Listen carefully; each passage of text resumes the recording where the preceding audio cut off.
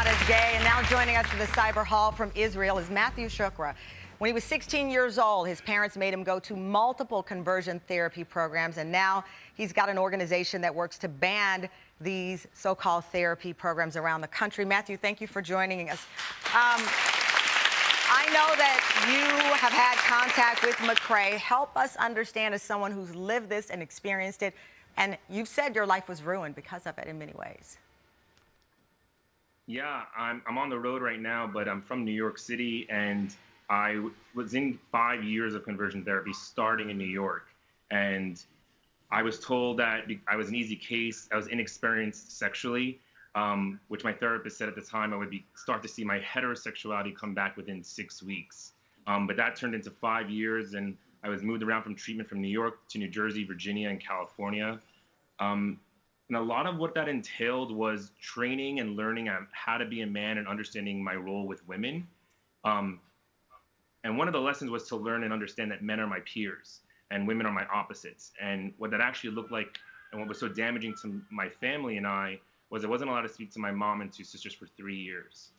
And that had a devastating impact to my upbringing and my mom not being able to have a say in how I was being raised. When my father and my therapist really were persistent on how important it was I became a heterosexual, and that my life would be doomed if I were to come out as a gay man. McCrae has apologized, and he is trying to correct the wrongs, the mistakes from the past. Is that enough? It's hard to say what's enough, and I am grateful that McCrae is sharing his story. It takes a lot of courage to acknowledge the harm, and I'm not sure if he is fully aware of how far-reaching his harm is yet. This is also an individual, McCrae, I know he's there, who's also newly out of the closet for the first time and hasn't even experienced that, and that's something new for him at age 51. And so I don't know if I can be the one to answer that, but I believe he's taking the right steps so far. Thank you so much for joining us from Israel. You know, that's why we wanted a program to have a conversation.